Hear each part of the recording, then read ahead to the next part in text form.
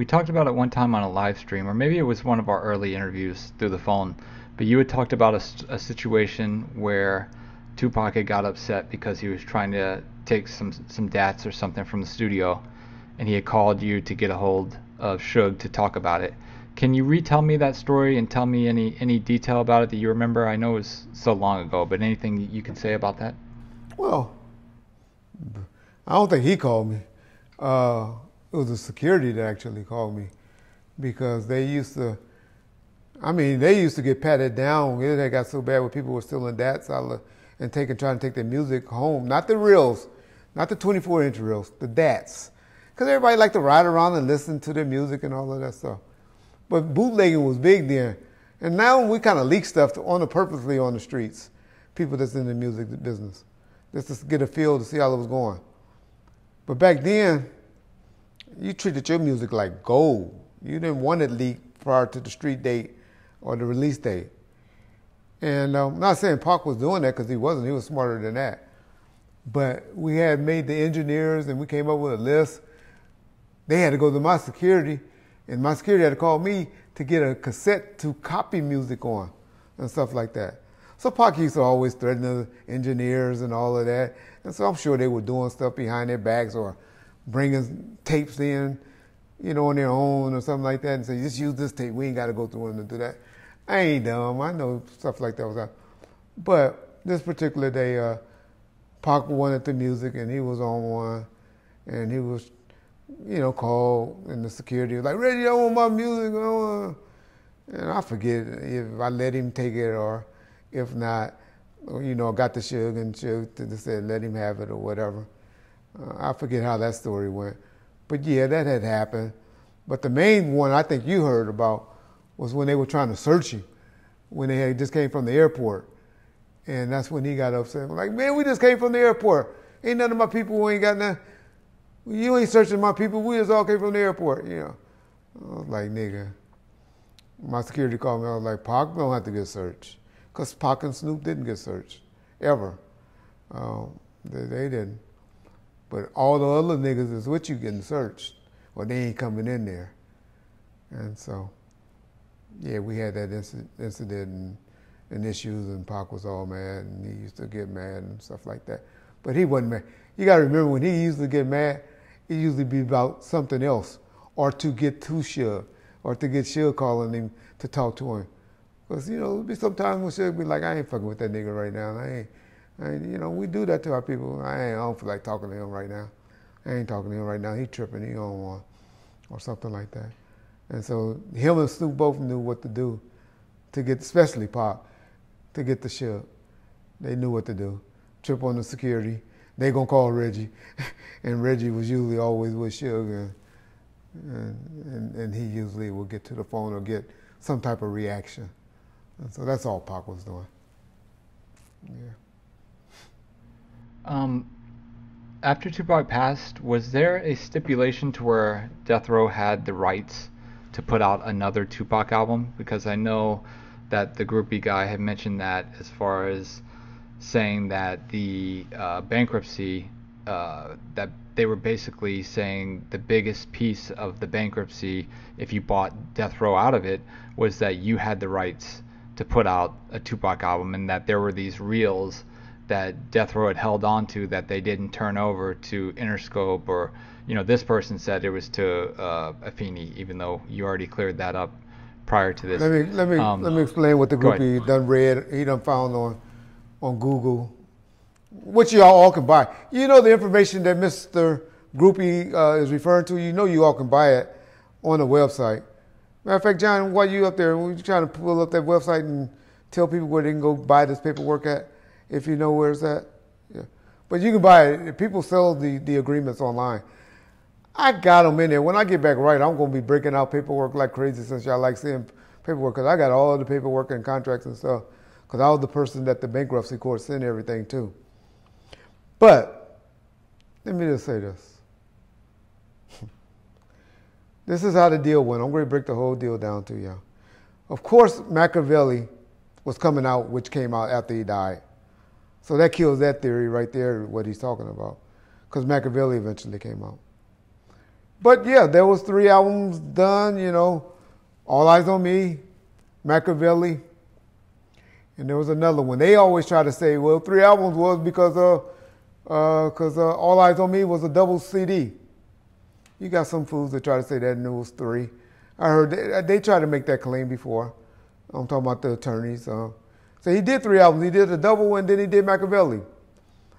And but that didn't hold water. But forget all of that. This is what he's referring to, that he found that his comprehension. Well, you know what? He did his opinion. I'm just gonna call him opinion, because it's like an asshole. We all have one, right? So that's what his opinion is to me. But what happened was, we did a deal with the estate to put out all the I don't want to mess Suge up a little bit, because I told him, I said, there's only about 3 or 4 albums left, of music left to put out. And so the deal that Suge had me negotiate with them was, we was going to do 3 albums on Tupac, which we ended up doing, I think, like 4 or 5. But just to kill it, we was going to do 3 albums on Tupac. We was going to do a greatest hit album, and we're going to do an Outlaws album. So there was Tupac Still I Rise album, and then there was, of course, the ones we eventually did, Until the End of Time, Better Days. I always forget the third one, the other album. But anyway, and then they did one with him that Death Row still was a part of. So I didn't think it was that many songs left, and we tried to use up all the album. All the music. And so then, after we used up all the material, which we luckily had a provision in there, where after we used up all the music, because if y'all don't realize it or notice, E1 distributed that last album. It was done by E1, not Interscope, which also goes to kill your boy claim that he was just an Interscope artist. One of the albums was just done by E1 and the State and Death Row. Park Life or something like that. It was one of the particular albums. Is that true, John? Yeah, Pog's Life was the name, but that one still went through Interscope. I think the only ones that went through E1 were the remixed album, the New Mix Classics New albums. Mix Classics, okay. Yeah. Okay, so one of the albums, which kills your boy claim as well, the groupie claim, went through the New Mix album. Interscope wasn't even involved in that. But okay, enough of that. Park Life, Until the End of Time, Better Days, and Still I Rise, Tupac Greatest Hits. Were all the albums that was done with us and the estate and Interscope. Now, Tupac Suge did get his deal bumped up from 18 points to 25 points. So he got 25 points on those albums after they sold so many records or so many units, which meaning Amaru got.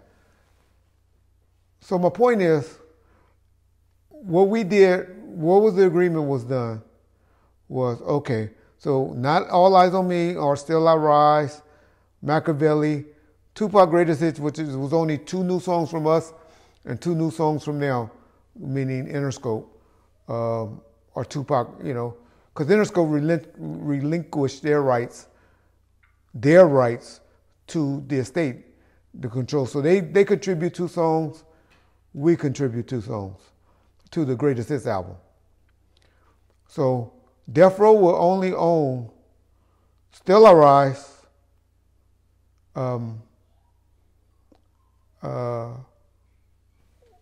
All Eyes on Me, and Machiavelli.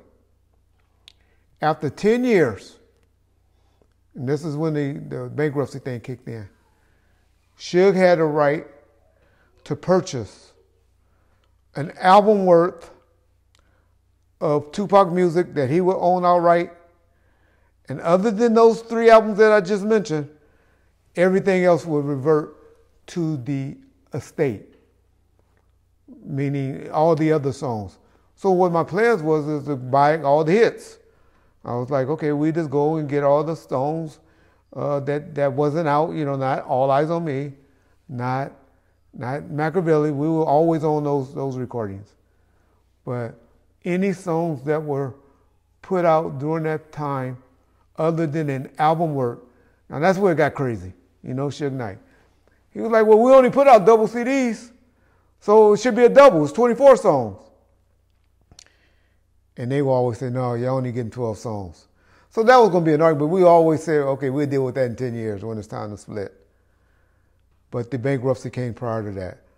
So that's what he's reading into that he doesn't understand or knows. But that's what happened with the separation agreement, or the agreement that we made when we made the settlement, that we were to own an album worth of songs in 10 years once everything was put out. So yeah, that's what the deal was.